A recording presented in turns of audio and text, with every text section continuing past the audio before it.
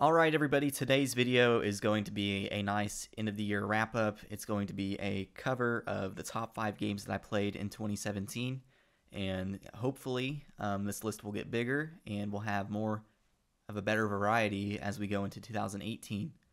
So just as a disclaimer, not all these games were actually made in 2017, but at least a year out, so like 2016. But these are really the games that I enjoyed playing the most throughout the year and did play the most throughout the year. So the first one is Squad, and this is a tactical first-person shooter. It is super fun. It is made by Offworld Industries, and it is using the Unreal Engine 4. It is awesome, guys. It's got an excellent emphasis on teamwork and communication. It has pretty cool graphics, excellent sound design, which unfortunately you'll not be able to hear in this footage because its audio got corrupted. But you can see what's going on. Really fun if you have a group of buddies to play with. Sometimes it's a little scary going in all by yourself, but most people are pretty helpful in this game. And if you do what you're told and try and help, you're gonna have a great time.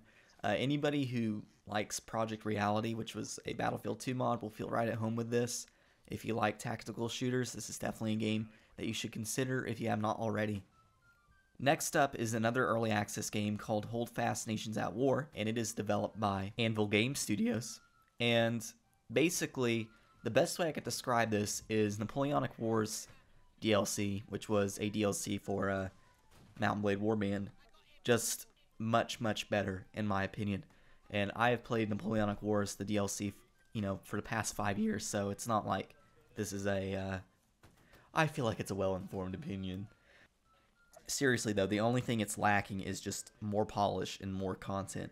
But the base game is already there. It's super fun.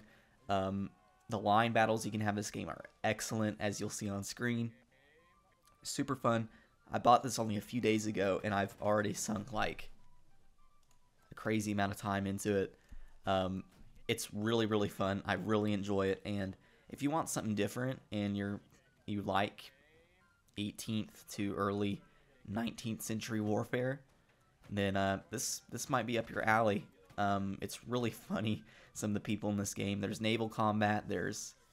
It's just good, and that's all it really needs to be. Alright, so next up on the list is Day of Infamy, which was developed by New World Interactive. This is also actually, I think it's out of early access, and it is, now that I look at the store page. I love this game. This is a game that started out as a mod for Insurgency, and then New World Interactive made it into its own standalone game. And basically, if you're familiar with Insurgency, you're going to be familiar with Day of Infamy, except Day of Infamy is a little bit more raw, and a little bit, I would say it's a little less intense. I feel it's a little bit more laid back, but it's just equally as fun. The gunplay is great. If you liked Insurgency's gunplay, you're going to like the gunplay here. It's virtually unchanged. The sound design is excellent. And it's a really fun World War II shooter. We don't really have much of those anymore, and it's nice to see kind of a modern, constantly updated World War II shooter that's out there. If you were to put it in, I feel like it's a lot. I've seen a lot of people kind of say that it's clunky, which I don't think it is. But if you played Red Orchestra 2 especially, this controls like it's an extension of your body compared to Red Orchestra 2, in my opinion. This is much more fluid. But this is another tactical shooter. Maybe Squad's a little bit too grandiose in scale for you, and you want something a little bit more streamlined, a little bit more intimate, if that's the word to use.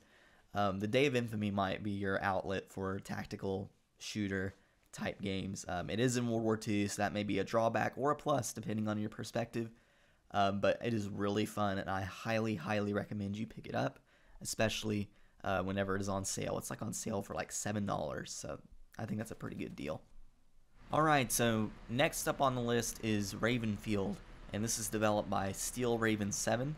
I think it's just one guy, actually, which is really impressive.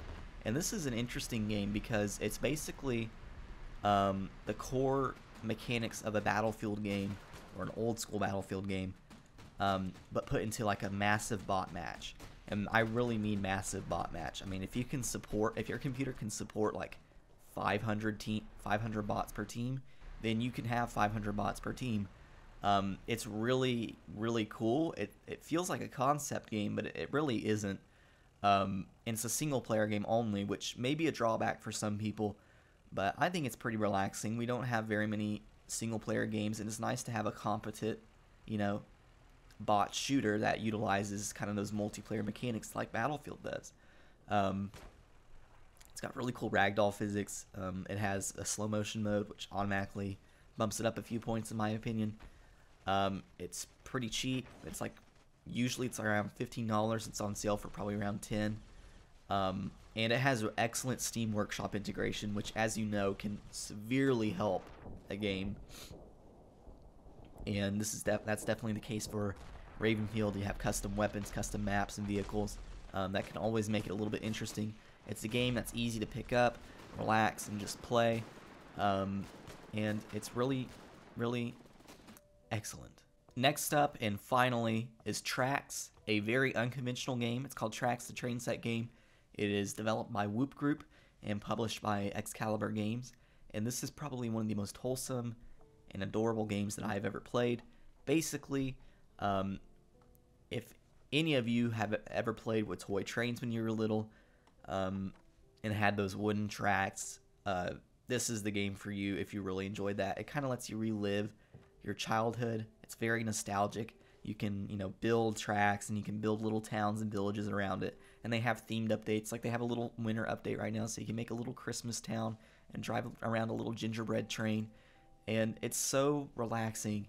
And I think people need to remember that games can be used to relax you too. That we don't always have to be playing something so high octane like Squad or Counter-Strike or Day of Infamy.